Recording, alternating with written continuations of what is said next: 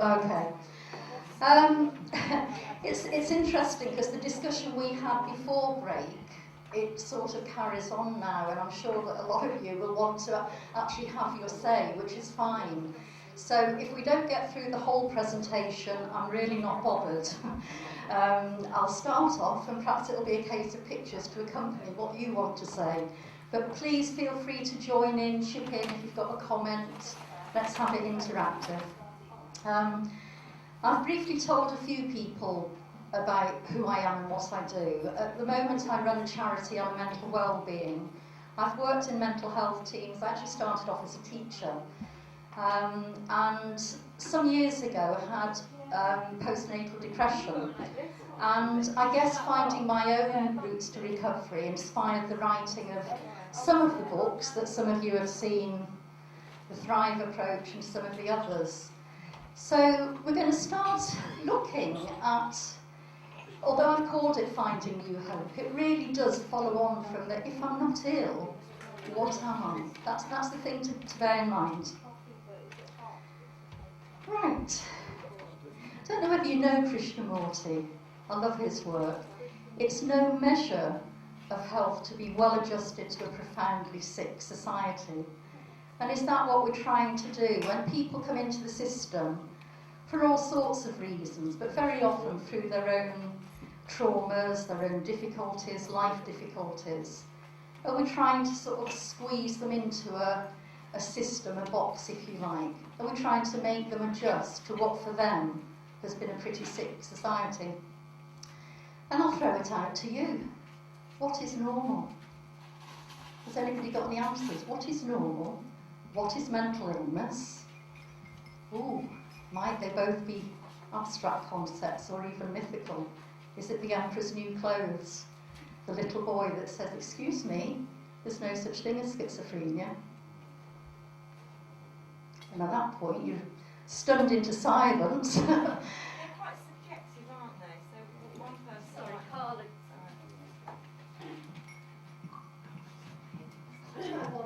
I was just saying they're quite subjective. So one person's theory of normal is very different from another person's. And what one person might see as odd behaviour is actually could be seen as just somebody's personality. So it's very difficult to distinguish. Thank you. I would also say that it's actually normal tends to be an aggregate of what a whole host of individuals think is normal, and then you start to get a range of what's acceptable and what's not. So that actually from society's viewpoint, normal is when the collective says, actually, we can accept this, but outside of that we won't. And I think that's how normality seems to be derived. So what happens when people move from one place to another then? Are they mentally ill in one place and suddenly become not mentally ill in another, or vice versa? I think there's some good points there. It varies in different parts of the world, different cultures, different viewpoints, quite often political reasons. Now, I don't know if any of you know your history, but years ago Russian dissidents were deemed as mentally ill for disagreeing with the state. Homosexuality and lesbianism was a mental illness. Unmarried mothers were mentally ill. So lots of political and historical reasons. And socio-economic reasons. You know, it's the old joke that if you're a young black lad living in a high-rise in Birmingham, Afro-Caribbean in particular, you will get the diagnosis of schizophrenia. If you're a celebrity and you've got money, you might be eccentric, you might get a bipolar label. So it does vary. And a friend of mine, Marius, I actually studied with Marius many years ago, so I've got him and a few other people to blame for radicalising me, I guess. But he said for many years, if you can get your head around that difficult sentence, schizophrenia is an abstract concept which has gained legality, it's come about to be legal, through society's acceptance of psychiatric deception. So again, the little boy saying, excuse me, there's no such thing. I don't want to diminish people's distress. I'm not saying that people don't have difficulties, they don't have traumas, they don't have periods of their time when they're absolutely overwhelmed. But I just wonder how useful it is to actually put a medical label to it and call it illness. What are people recovering from? Think of your clients, think of yourselves. All of those things are aspects of character, emotion, emotional responses. People get overwhelmed. There's fear, loss, change. Sometimes it's physical and emotional pain. Neglect, violence, abuse, frustration, anger, emptiness, isolation, loneliness, confusion, sometimes just difficulty connecting to life, to other people, to life. So are we medicalising our personalities? Are we actually saying that people who have intense overwhelm, they just cannot cope with their overwhelming feelings? Do we then give it a label and dismiss the underlying reasons for why people are actually in the system? And unlike physical ailments, which usually have a cause, symptoms and specific treatments, and are detectable through investigation, there are no real tests, are there? You name me a test for any of the mental disorders. I wish that I'd brought the book, and I do apologise. I should really keep it in my car. But some years ago I was given a copy of a pamphlet called Target Schizophrenia. And on the front cover, it's very old, it's about 20 years old. On the front cover there's a pretty wild looking person, a schizophrenic. And it's endorsed by some of the better charities, the big name charities. So you think, this is going to be pretty kosher, this is going to tell me what I need to know. And on page 1 it says there's a niacin flush test, a skin test for schizophrenia. How many of you believe that that's true? Anybody? There's no such test. But that was endorsed. It was the popular thinking at the time. Any guesses on who actually wrote and published the actual publication? Yes, absolutely. The British pharmaceutical industry published that. So, as society, do we get used to seeing people's responses to trauma as being illness? We actually spoke earlier about the other, didn't we? Creating a sense of the other. And again, the socioeconomic factors. Our thinking, and the way that I've worked for many, many years with my colleagues, is that if illness or distress arises within a social context, which I believe it does, then that's where the answers lie.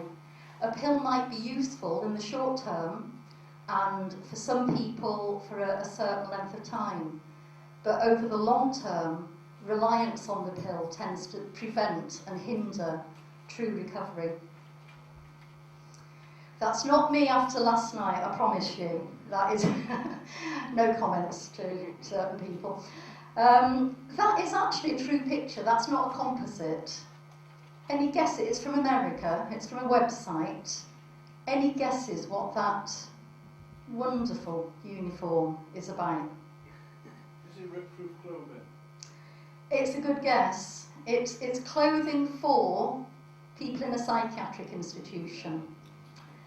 And worryingly, apart from making them look a bit crazy, a bit mad, what you can't see is that there are pockets inside that clothing where they can be weighed down, weighted.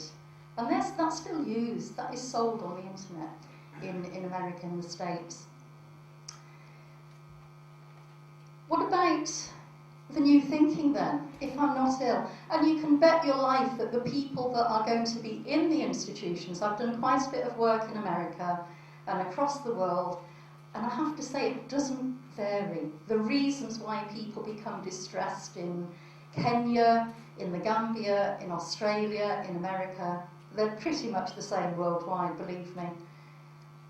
We hear that a lot, don't we? Mental illness, it's just like any other illness. Any thoughts on that? What's the difficulty with that?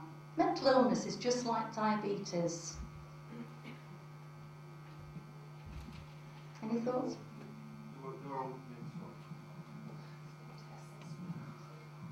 Well, it comes back to what you were saying before, that there is no test for it. It's a collection, tends to be a collection of observed symptoms by somebody that says somebody's mentally ill, whereas with diabetes there is a set of symptoms that you can measure and say this person's got high blood sugar, therefore they must have a problem with their pancreas, so you can then actually... But with mental illness, it is how somebody reacts to the society around them and what the society is then prepared to accept from them in that sense.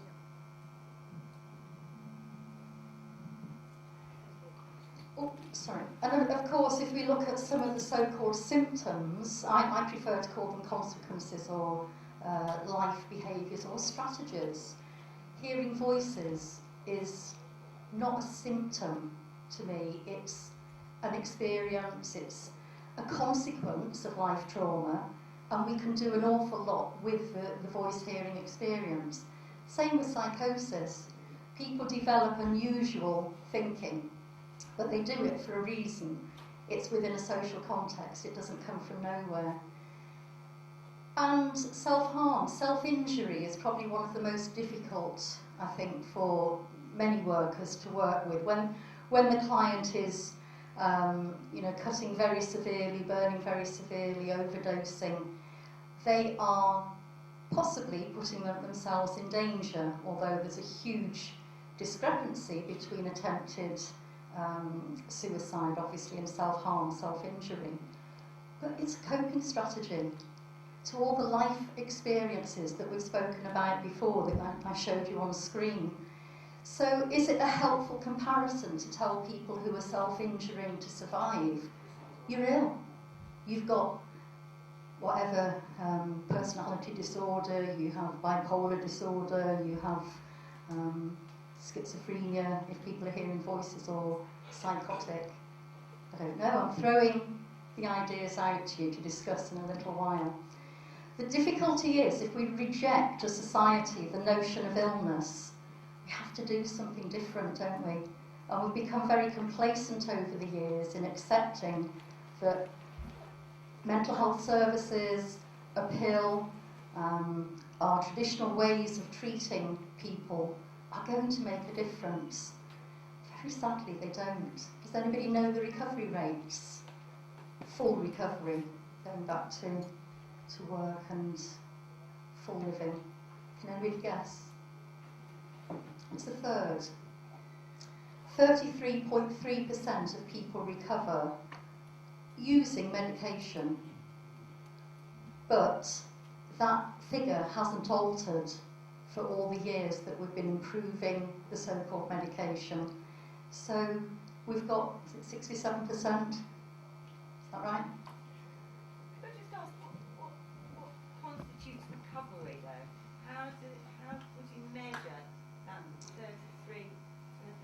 Is Yeah. it because they're working, or they haven't taught themselves, or they're... It's a difficult one, Carla, because that varies around the world and around the country and around the UK. It's a really difficult one. My personal belief is that full recovery, thriving, is how Courtney Harding determined recovery, the American psychologist, who says that recovery is possible when people are no longer distinguishable. They're not doing anything different to their neighbours, they're working either full-time or part-time, or they've got meaningful activity, they don't look any different, they don't behave any different, and society accepts them, or they fit into society to the point that they would say they are recovered. I don't think our services get anywhere near that. I think we say people are recovered when they're just slightly better than where they were. If you get a chance to look at this book, which shows the process of breakdown, breakthrough and breakout, what I think happens is people get stuck at different parts of the journey. And yes, they've recovered more than they were, But to me, full recovery is, as I see with many people here or many people I've worked with, that indistinguishable. You know, no one would pick you out and say, oh, you're a service user. Unfortunately, again, one of my gripes with the medication is that quite often does distinguish people. It makes them look a little bit different, you know, and they start developing tardive dyskinesia signs and sometimes drooling, and sometimes there's a walk and pill rolling. So, the different mindset. So, here's the chance for you to actually talk to each other. I'd like you to discuss some of the attitudes, some of the thinking that is required if we do reject the notion of mental illness and see it simply as distress, a response to life experiences. And you might want to do it in threes or fours, it doesn't have to be in pairs. But I've just suggested some. People need to be resilient, don't they? They need to be a bit sort of bloody minded about things. Sometimes you have to fight back. You might need the courage to deal with your own stuff and to challenge other people's. It's not always the medical profession either. It might be families' lack of hope for you and lack of aspiration. So in threes or however you feel comfortable, 5 or 10 minutes, what would be some of the attitudes required for this new thinking?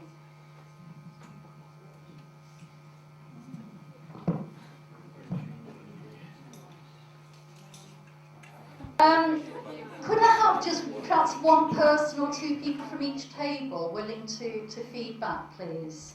And you volunteer. Okay, well, I can only speak for the four of us on this side of the table. Just a few notes. The things we've got written down is firstly having an understanding of what mental health is, because it doesn't seem to be. Yeah, it doesn't seem to be out there. Put the mic a bit illness or poor health. You need to speak into the mic a bit more, some people can't hear you. A bit closer to your mouth. Right, the next is, it's a positive focus, or possibly finding your own resources, looking for something that's sort of powerful for yourself, whether it's a hobby or a support network. And another idea was radical acceptance, just accepting, I am where I am, but what's happened has happened, and that seems to be a powerful position to move on from. Somebody from the back table, anybody willing to? You might have to come out to me though, I'm not sure how far I can pull this. Would you mind coming out? Making multitaskers, sorry. I wanted to say how courage and how our pets, our dogs, have helped us through it.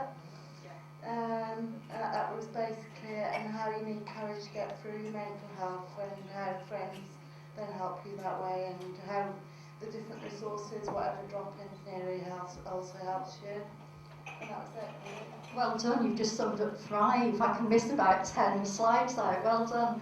You're absolutely right. Pets, people around us, the courage to do it, support networks, all these things within ourselves. We've got the resources within ourselves to do it.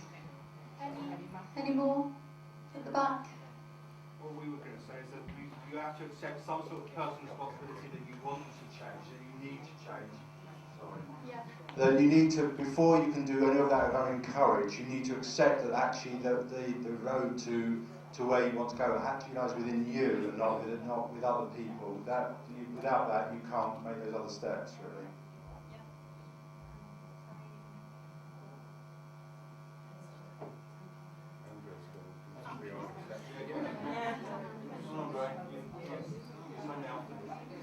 I think we said the same as Tim over there. It's about acceptance, really, and accepting. We were talking before about the othering. If you accepted that the stress was normal and all those things were normal, and it's where I think probably Tony said it better about the boundaries. Where does that boundaries lie? Do we actually move that boundary out so that the others can be brought in rather than exclude others? But then there's what we went on to, lots of other debates about what's acceptable. But it's also about acceptance of yourself, I think. And like Chris was just saying, you've got to do that before you can, decide where you want to change. Thank you. Some other good keywords there: acceptance, responsibility. I'll get myself in knots here. Look at this.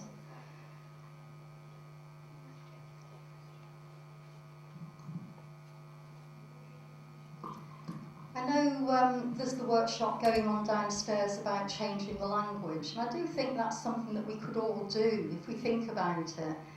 In the book, I actually started off in the Thrive book writing about psychic distress, because I actually meant psyche of the psyche. And then so many people were complaining because they thought I meant psychic as in clairvoyant, that sort of psychic. So I changed it to mental distress. And as I say, it's not to deny the experience. We know that people go through an awful time.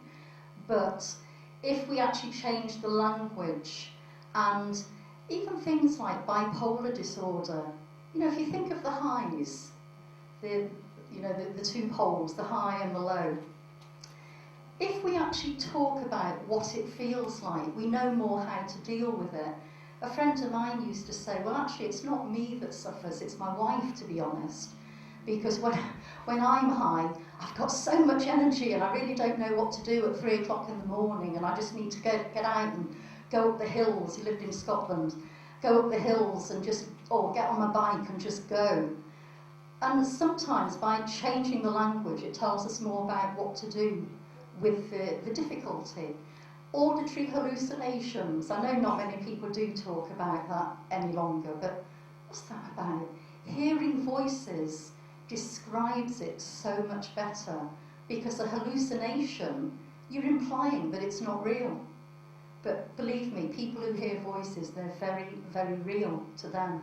And although we can't hear the voices, we can work with them, with their voices, as if they're real entities. And we can do something about it. Can you think of any other examples? What else do we medicalise? Yes, what's delusional thinking? Me thinking differently to you, isn't it really? I don't want to be overly controversial, but I could ask people in the room who's got a strong faith, who believes in a higher power, a God. Some of you will, some of you won't. Who's delusional? Both groups will say that the other group is. So it's not black and white, is it, in mental distress or mental health? Can you think of any other examples? I can't see mental health. I can look at you, but I can't see mental health. Yeah, some people are able to put a face on and sort of hide it very well. Yeah, you're absolutely right. And mask it. That's the difficulty, of course, isn't it? Have you? I'm brain damaged, Yeah. and there's things that's happened to me when I was 7, and through life, some terrible things, and I just buried them. I heard voices, which it's good, the brain is absolutely fantastic, but I buried mine. And what happened is that I was stupid enough to go to a counsellor. You're not telling me everything. You're not telling me. I said I buried everything. I'm not happy. And all the rest of it. These counsellors just want to listen to people that want to tell me something, not to take things out. They're not psychiatrists. They don't want to help. They won't help you. They're not supposed to give you advice. All they want to do is try it out of you. And I'm just saying about the counsellors. Yeah. Do you know, I think that's a really good point, because I know that over the years I've been quite critical of psychiatry. Critical psychiatry, not anti-psychiatry, because actually, believe it or not, most of the psychiatrists that I know are really behind this approach. They're very, very supportive. But But I think you're absolutely right that, and it just shows that one way doesn't work for everyone. We're all different. And going back to your point, Carla, about recovery, everybody would say something different, wouldn't they? And how people recover is different. And I think it's the latest wave of CBT being the answer. No, it's not the answer for everyone. Medication's not the only way, CBT is not the only way, Fry's not the only way. What we need to do is find out what people want and work within their frame of reference, I think. So thank you, that's a good point, well made. I have been very fortunate in working in different countries, and the thing that I think does sort of bring back to me that it's a human condition, that mental distress affects most people in very similar ways. People who have been through the journey of psychosis or different thinking will actually be able to share stories that have parallels with other people. The voice-hearing experience, although it's unique to the person, there will be similarities. So things like groups, self-harm groups, voices groups are very, very useful for learning new techniques. But one of the things that I have seen is how working in this non-medical way has really helped people wherever they're from. And it works as well as in Kenya as it does in Australia. So there must be something about the core human beliefs and conditions, I would say. We set up some quite radical groups many years ago because I had a lot of people approaching me saying that they didn't believe they had an illness. They defied their label, their diagnosis. They didn't want to be on the medication. They felt it was doing them more harm than good. And although we never persuaded people to come off the medication, because if you're on a drug for a number of years, you need some help to come off that, I have to say. You must not stop your medication instantly. You know that that's dangerous. But these were people who had been told that they would have a lifelong illness from which they would never recover, that they would always need to be medicated, they'd never be able to work. And our groups attracted people, as you can see, from all over England, Perth in Australia, several states in America, Canada, Kenya, Gibraltar, Japan, and other countries in Europe. And we used to keep in touch by the internet, and people would sort of give each other encouragement and hope. Hope is one of the key things of recovery, isn't it? Hope that you'll recover.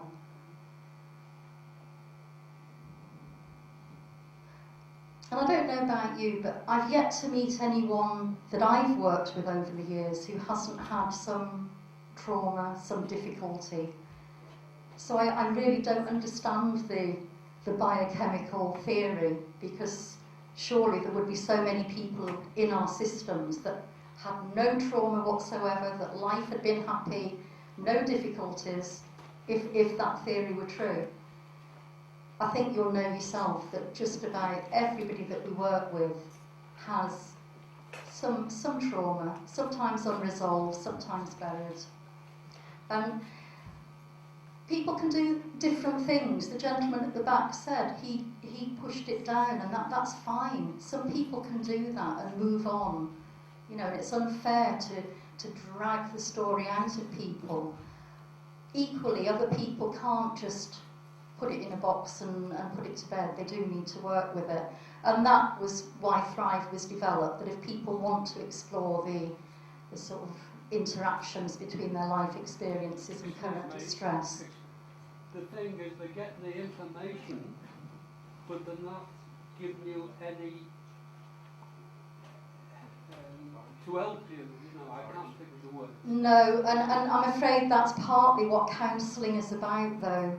Counselling is not therapy. Counselling is for the person to talk and come to their own understanding of their distress. Not to drag it out of the person. No, well that was and very not, unfair. And not to give advice. No. After doing that. No. Which. No, well, you've had a very bad experience there. Yeah. And again, it just shows, one of the things that we actually ask is if you became mentally unwell, distressed, who would you tell? And it just shows that's a good example that sometimes the people that we think we should tell are not the ones. See, I actually have worked with so many people who have done all the things that you discussed earlier. They've taken responsibility, they've dealt with things, they've got their networks, their pets, their social networks, their supports, and they've actually moved beyond just being that person maintained by the system. They've emancipated themselves. But a lot of that has been about disregarding the illness model and seeing themselves as just someone that had a bit of a bad time. They had a very unfortunate experience or series of experiences, but they've worked through it and faced the challenges and they're thriving. And I'm going to get you to write down on the tablecloth or to discuss in your groups, what does the word thrive mean to you? If we said somebody is thriving, it's not a word we hear very often in mental health services, but thrive. Just share again with people on your table.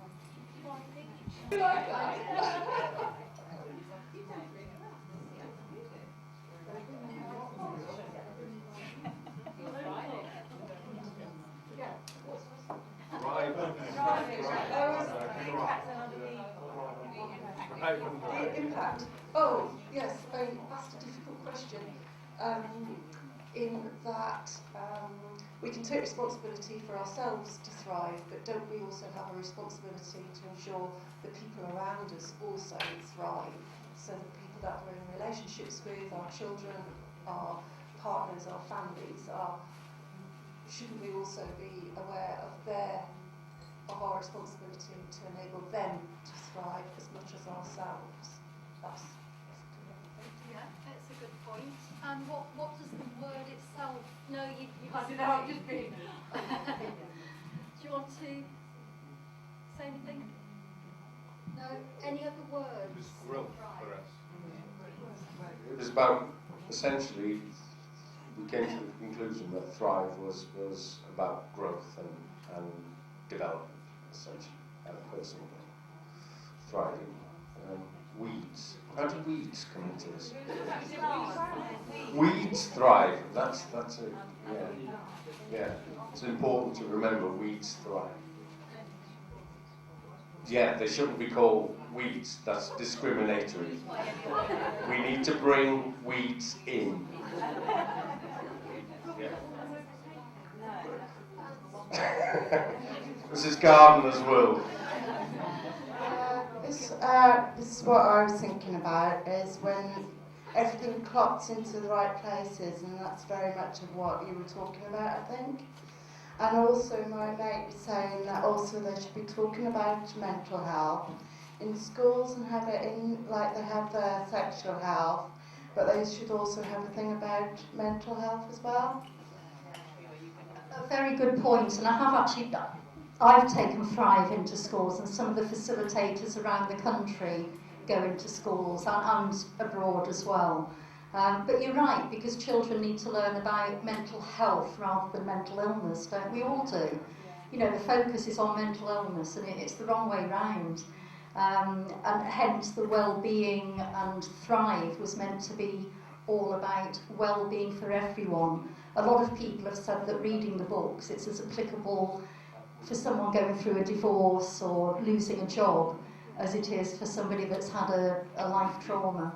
And again, I think it just shows it's a life event.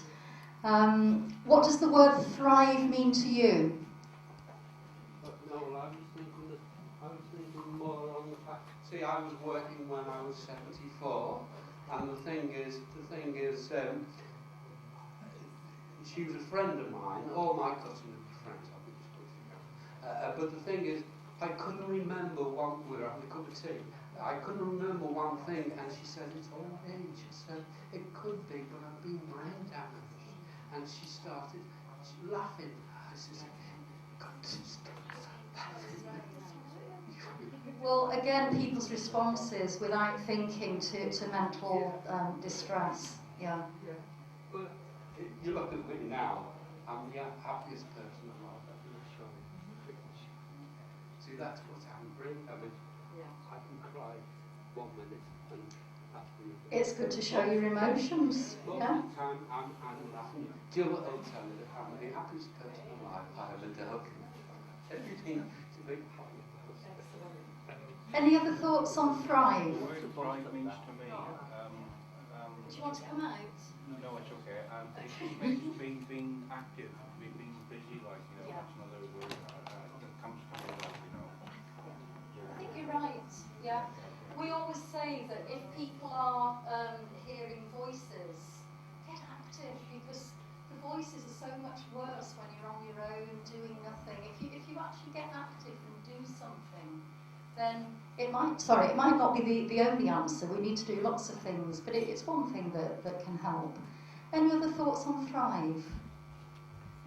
I think it's a very happy word. It's a very nice word. I tried saying it with a frown on my face, and it's very, very difficult. I think it's a smiley word, Thrive, that explores that part of the face, and it rhymes with live. It has elements, and I agree with you. I agree with you on the gardener's question time. It has elements of plant life in it. We do say plants thrive, but they're thriving because of a certain amount of control and development from the environment in which they are alive. So it's actually quite complex, this, because what you're doing is making something independent by helping it to be independent. Thank you. Well, I like that as well. I'm going to pinch that for future. I don't know I know Shrewsbury's not that far from here. Do any of you remember the fantastic flower shop that used to be called Thrives on Neglect? And it was full of plants and flowers that you could put in your garden. I do actually love my garden, but for non-keen gardeners, you could put them in your garden and they absolutely flourish and thrive, whatever you do. You can't overwater or underwater. And I just thought that was a lovely metaphor, thrives on neglect. You can still thrive even though you've had trauma and had the neglect. But you're right, I think as workers or as family members, friends, for ourselves, we can support that process too. So we know that there's a bit of a process going on, and have you noticed the common themes that you've all spoken about today? Supported by friends, family, workers, colleagues, but the key person's you. Hopes, desires, activity, a commitment, responsibility, being active. If you notice, I do like my animal pictures. And if recovery is a journey, I guess Thrive was meant to be a bit of a map, a guide, because I have to admit to making so many mistakes on my own journey, and it was a case of if we can create shortcuts for other people so that they don't necessarily fall into the same traps over and over. And if you think about it, recovery is a journey. Of course we're going to need guides, shortcuts. There's a beginning and an overall direction. It doesn't have to be the same journey. If we're going now to drive to, I don't know, London, for example, you know, there might be a number of different routes that we can take. I'm not saying one's any better than the other. Some might be quicker, some might be more scenic. If you haven't already realised, it isn't an acronym. And acronyms were pretty in a few years ago, when this was written about 8 years ago.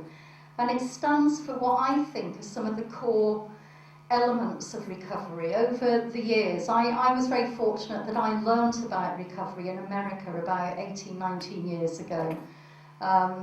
And there are many, many components, as Carla, I think, was alluding to earlier.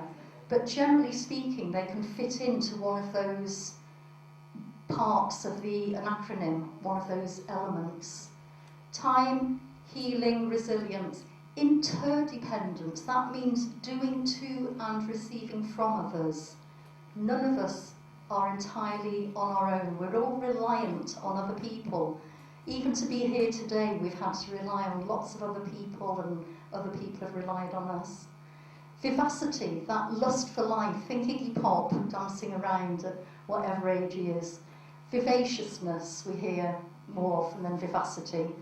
Emancipation, And that's the one that is really threatening to services.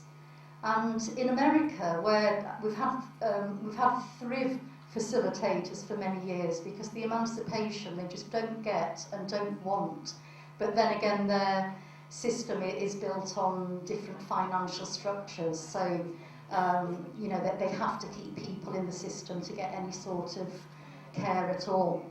But the emancipation is important to me, that people should be enabled to move through and out any of our systems. It does challenge traditional thinking, but as I say, we're very fortunate that over the years, I think when it was first written it was a little bit controversial. Over the years, I think more and more people are realising that we can't rely on the medication. It does create long-term damage for people, it reduces life expectancy, it causes a whole host of difficulties for some people, not for everyone, but for some people. And we focus on working with the individual, their story, their hopes, their dreams. This afternoon you've got the launch, Pavo are launching the book of stories. And that's what that's about, helping people to develop their stories, the thinking around the experiences, and focusing on skills and strengths rather than deficits or symptoms. I guess that's what we do in a nutshell. We teach the shortcuts. It enables people to find sanity in a disordered world. Going back to that quote of Krishnamurti, I've worked with many women who have been sexually abused as children. How would that be a sane world? So they have to find some sort of sanity in their world that's become disordered. And the unusual behaviours, such as cutting, are actually quite a normal response to childhood sexual abuse. Quite normal. So instead of medicalising the symptoms, Thrive just looks at the distress as natural coping strategies and then tries to build up a range of other strategies so that people are not reliant on that same one. So we're not suggesting that people will self-injure all their lives. What we're saying is let's find other ways of building up what you need so that you've got a toolbox. And within the Thrive books there's lots of activities, there's lots of bit of soul searching and asking yourself questions to actually build up self-worth, self-identity, self-esteem, self-confidence. And I think that's what it is. If we are going to say mental illness, that is a disintegration of self, whereas recovery and thriving are about building up the self. And where are you on that continuum of mental health? Because if we think of mental illness, it's almost like those people over there, oh, they're mentally ill. These people are not. We're either all of us, we are all on that continuum, so we're either all normal or we're all What is normal? mad. Exactly, what's normal? And it's a continuum. Some people slip down the slope a little bit more than others at certain periods, but it's transient. They can come back to an equilibrium. Yeah, I'm going to whiz through some of these. So I've said that really. Finding sanity, finding your sanity.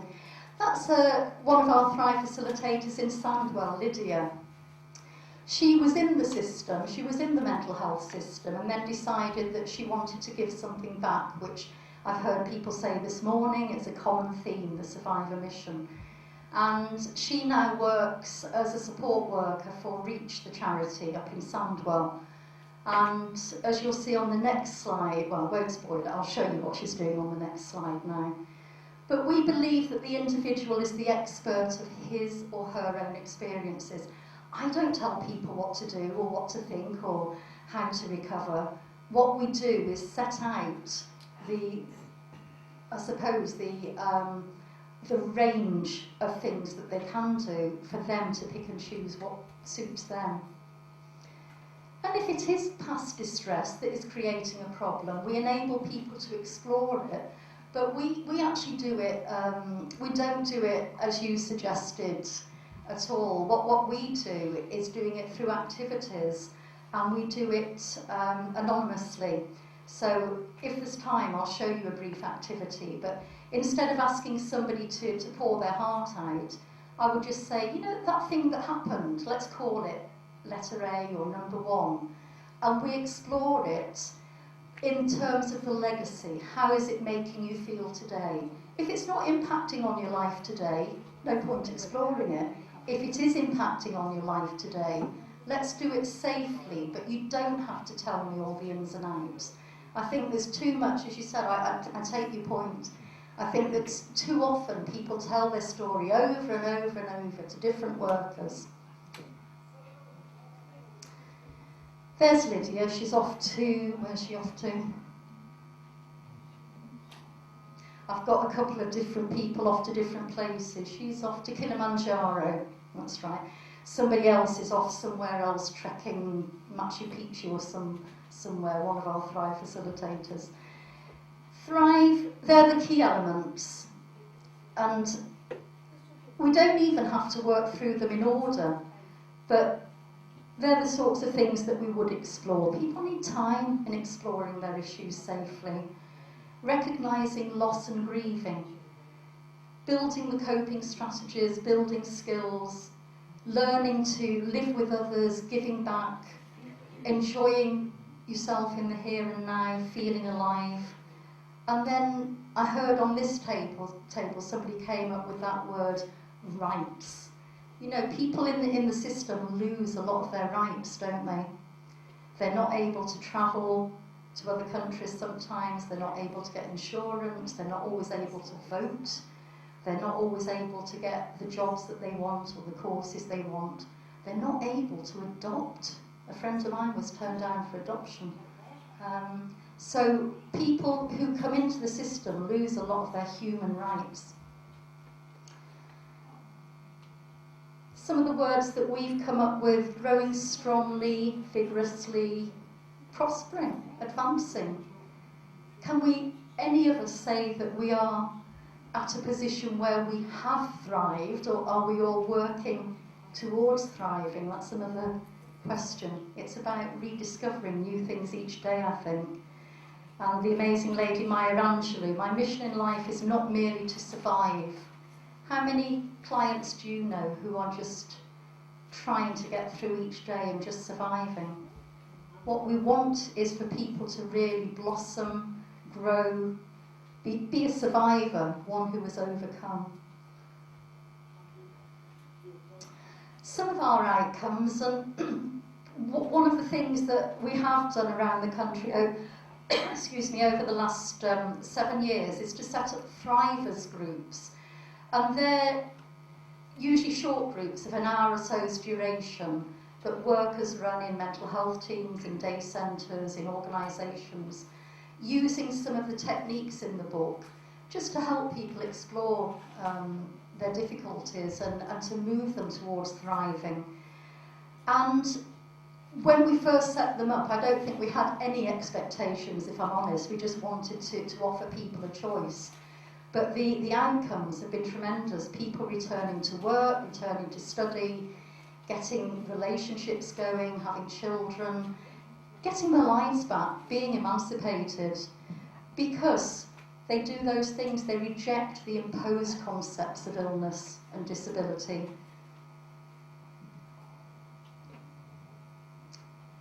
And we value peer specialists all around the country. We really do build intensively on our peer workers, people who have been through it, that can really guide the way.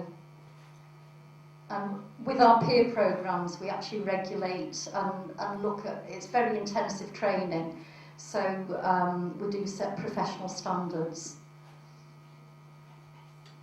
Reducing medication might be another outcome as well, sometimes coming off the medication with support.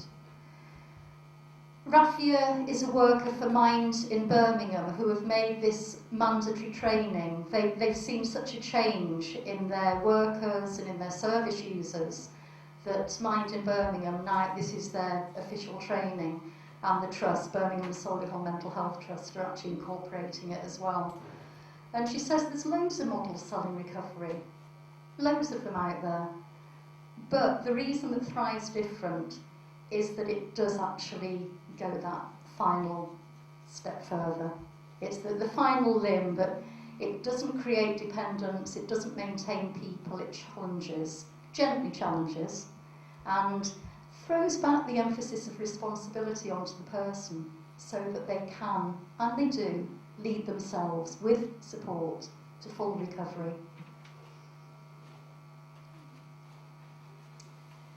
Yeah, I think I've covered that really. I mean, you draw your own conclusions, and I'd like to get on to some more discussion based. We've got, is it about 20 minutes left? Can I just ask a question?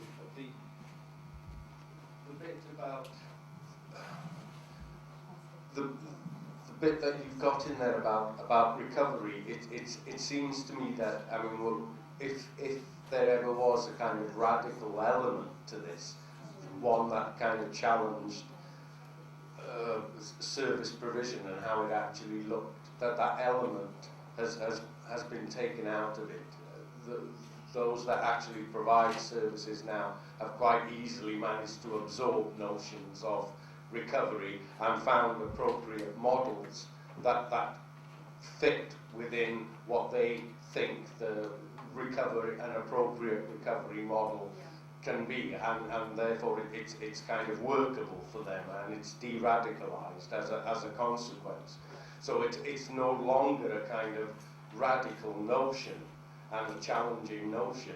It's kind of there now in the system. It's part of the system, and people use it. There are, I think, all those. There are models out there. I mean, for me, the model, there isn't a model. The model exists with that individual. They hold the model. That is the model. But organisations need a model to fit within the system, so they are able to measure, etc., etc. And they have managed to accommodate that using different models, whatever suits them. So that it's okay. They can talk about recovery in a non-challenging way now. It's all right.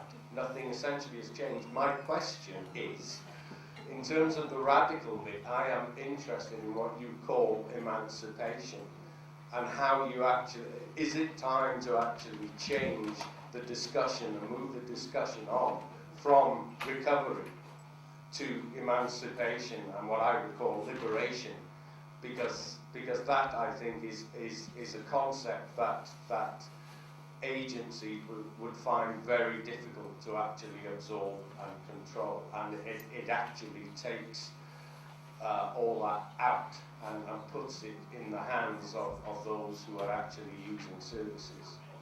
And I think we need to move that discussion on.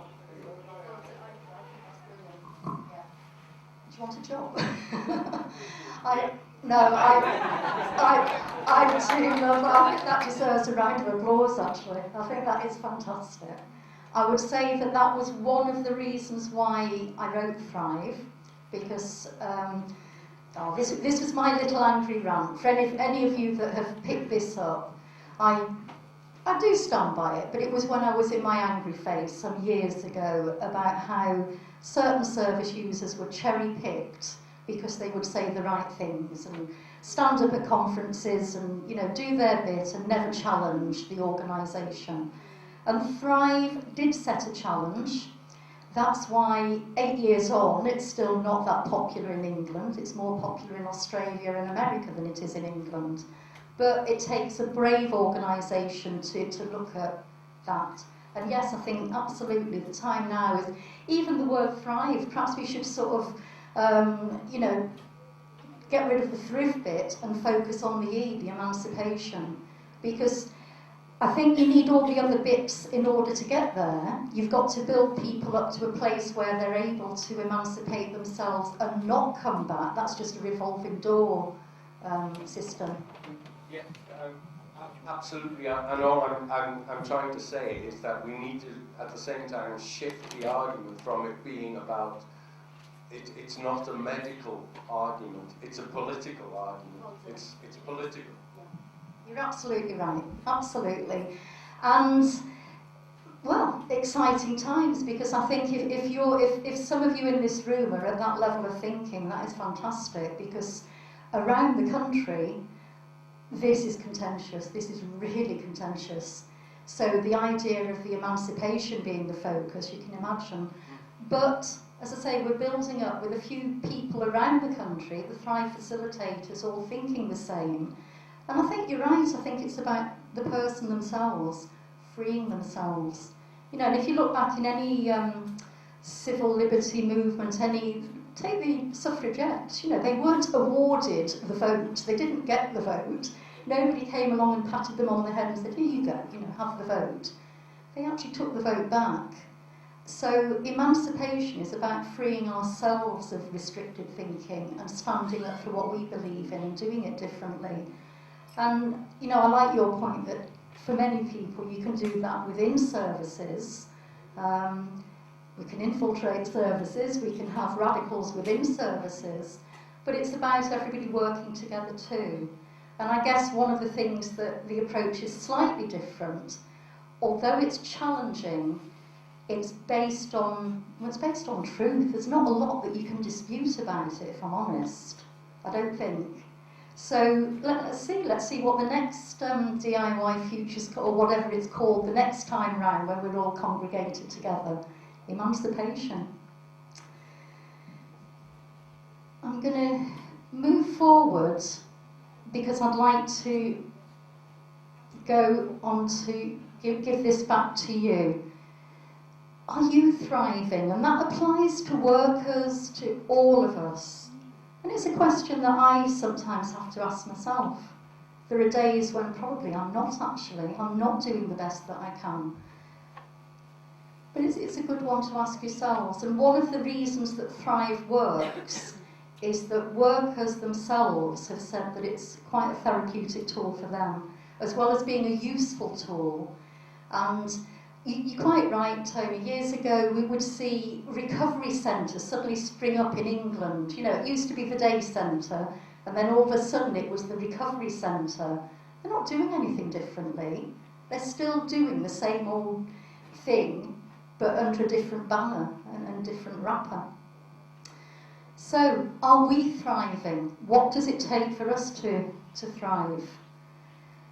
Some of our colleagues in America, and the one book that I would hugely recommend you to read if you haven't already read it, I know some of you came to visit Robert Whittaker when he was over, 2 years ago from America.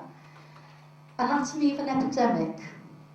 And Robert's a journalist who has looked in America at the drug industry and why, in this day and age, with so many new innovations, so many workers, so much focus on mental health, why are people getting iller and iller?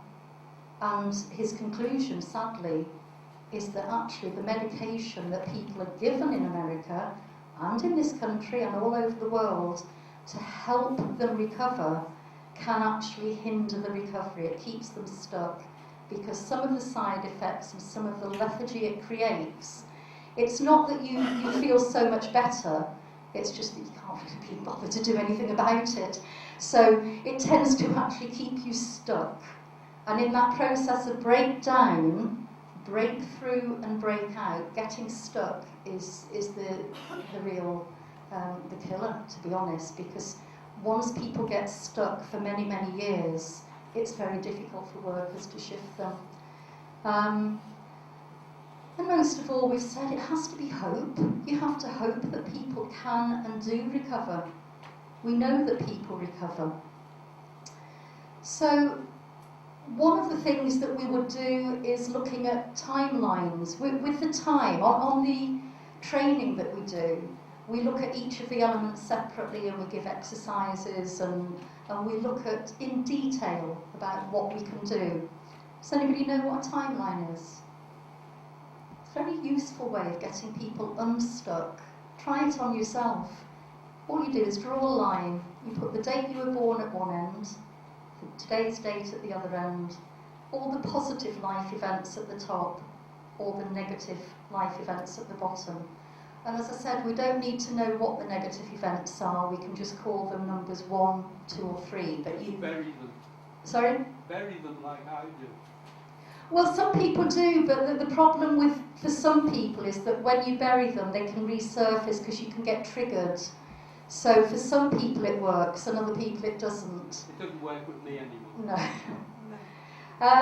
And it's interesting, if you do it with clients, look to see if there's a bit of a cluster of negative events. And if they've become unwell, if they've become distressed, if they've started to hear voices, just look and see, does it have any bearing on the life experience? I bet it does. Healing, we don't work with the symptoms, as I say, but we look at helping people to heal the sorrow of their lives. Very often it's loss, isn't it? All those things. So, is that mental illness? Loss, fearfulness, loneliness? Or is it mental distress? I think it's mental distress. And we break it down into surmountable steps. We don't push people until they're ready. Resilience, and again, if you want to read more about resilience, Courtney Harding's work is fantastic, from America. We're all resilient. Many of us have a threshold that we can't believe until something adverse happens to us. And for many of the people that you're working with, the question isn't, how are you in the system? It's how have you survived this long? Because many people have got traumas and tragedies that if they didn't have their coping strategies, which the medical system labels as symptoms, they might be dead. If they didn't self-harm, if they didn't have episodes of psychosis or their voice hearing, possibly something more adverse would have happened. Can you think of anything else that resilience includes? Inner drive, optimism, survival, hope, sense of self, sense of others, community, creativity. There's a little thriving corner, it's fantastic.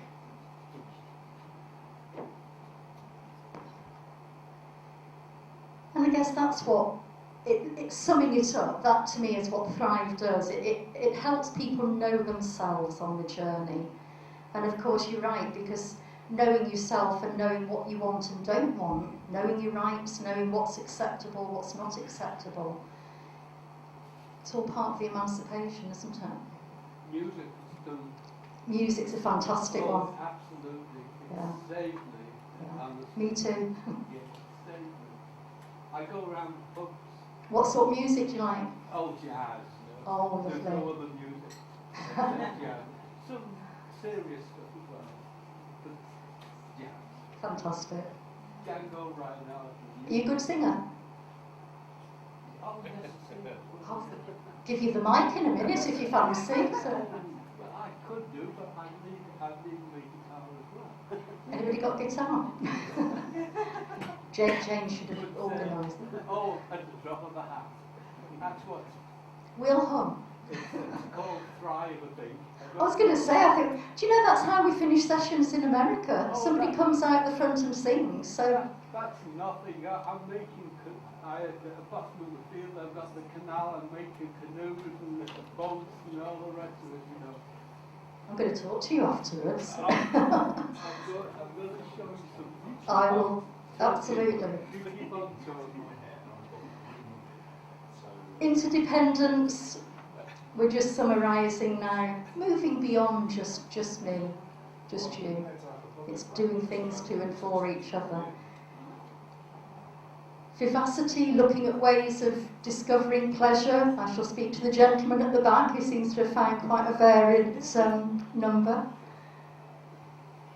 And also that tenacity and having hope for life and living.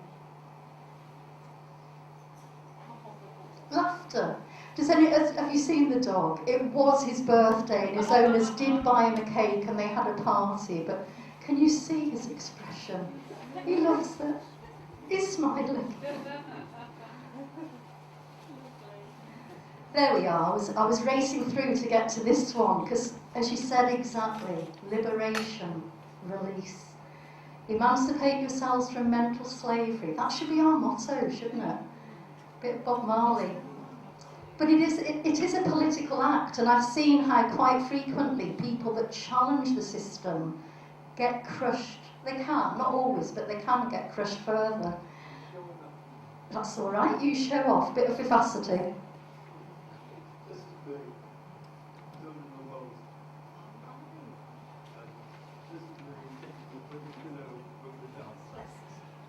Your man is strong, look at that. Oh. Absolutely. Do things for yourself, do things for other people. I'm going to pass it back to you to talk about vivacity. So how does that make you feel? When you're in Oh, it's doing it. It's absolutely doing the particular thing. Now this other one, that other one, that was my friends with its nieces, nephews and a niece, and the fun we had doing it. It's absolutely fantastic. We can see how happy this person like, I'm just sorry, like, I'm showing up. But I mean, look at it. It cost £5 to make it. The first one I made was when I was about 17, and I made it in my sister's bedroom on the bed.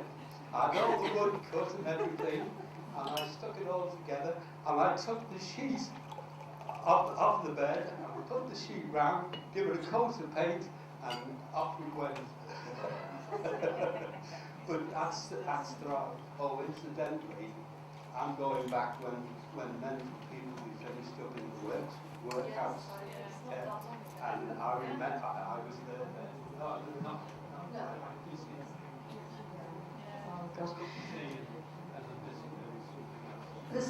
There's something about the water as well, isn't it? Being on the canal, it's wonderful. Oh, yeah.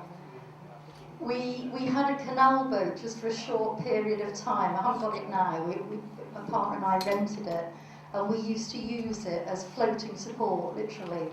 And a group of us would go floating down the river and using Thrive and just having fun. Sorry, what's your name, by the way? I keep calling you the gentleman. Oh, you'll remember it.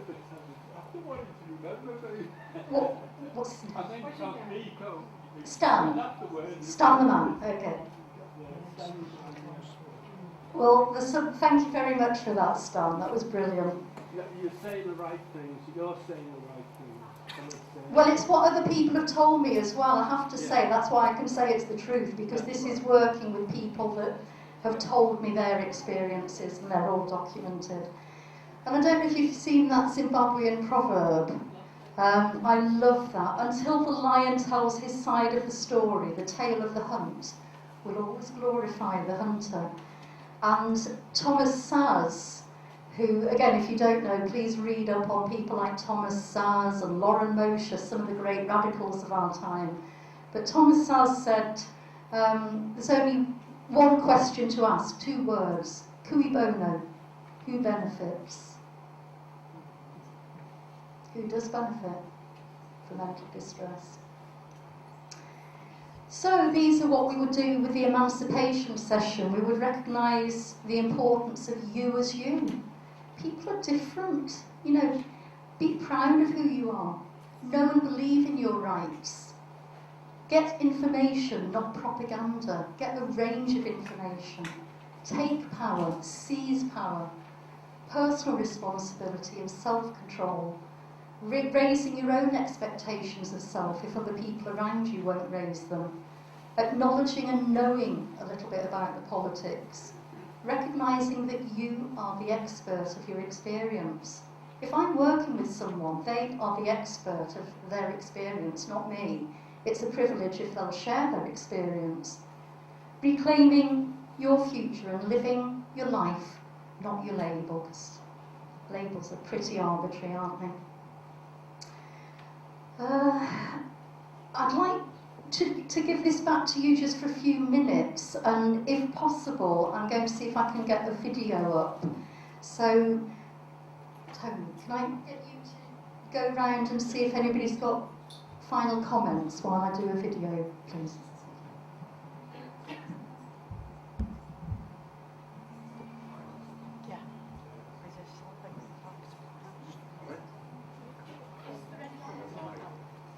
Final comment. Right. Final comment. Yes. Well, I would like to. I just can't think of just now. I'll get back to me. Is there a final comment? Is there anything at all Your about wife? anything that Yes.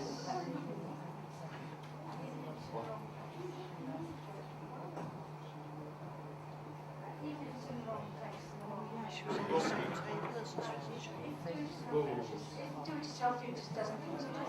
There's got to be something different than the CPN's draft and the GPs.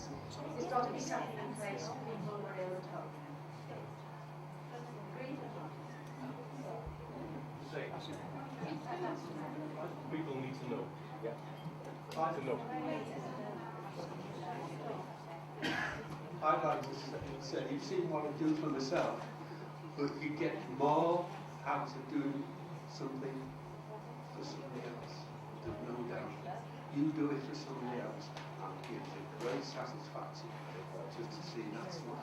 that's the interdependence stuff, giving that to people. Anyone else?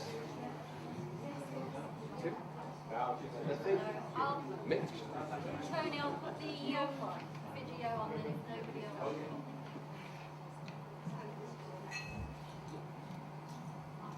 Not sure.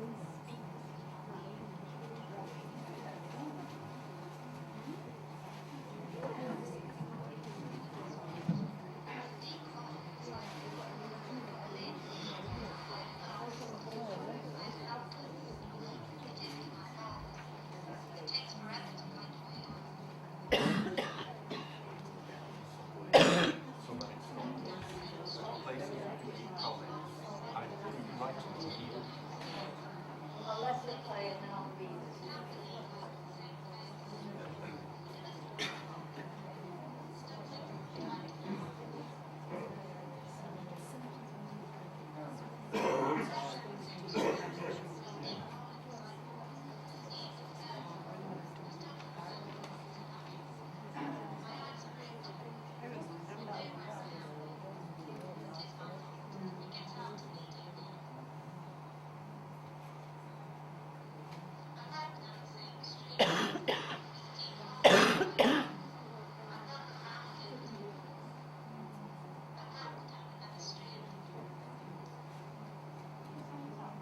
Yeah, apologies that I think because there's no speakers attached to that. But what I'll do is now show you the words. I don't know if you've come across this before.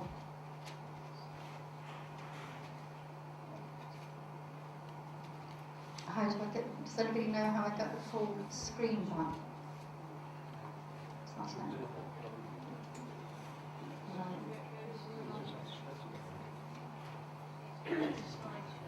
Oh yes, slideshow. Right, thank you. No, they really don't want to go through that again.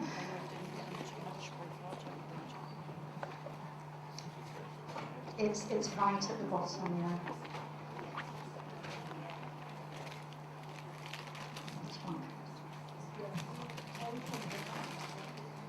Could I have a volunteer to read it out, please? Because I just think it's more powerful. Thank you. Fantastic. If you think about it, this to me is what recovery and thriving is.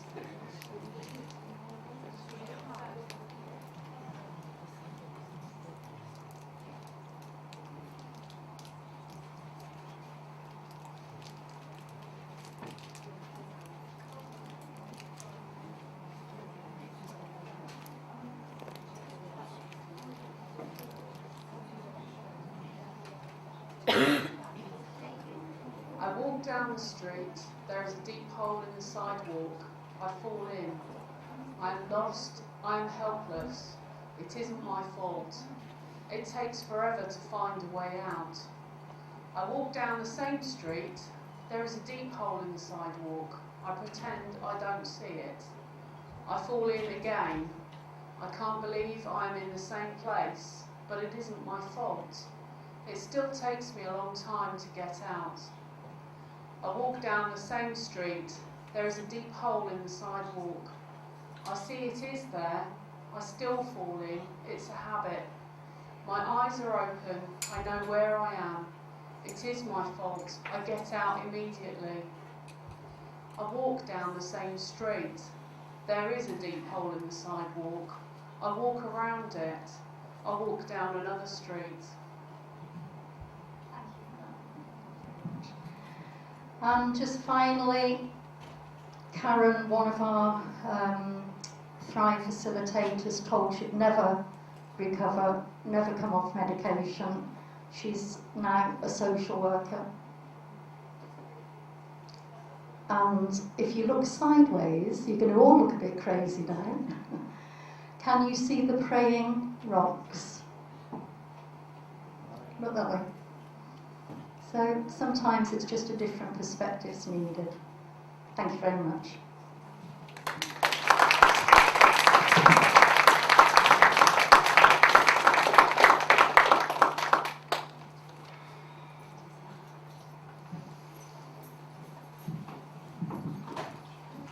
Thanks very much, Marion. That's fantastic. I'm sure it's going to be loads and loads to think about.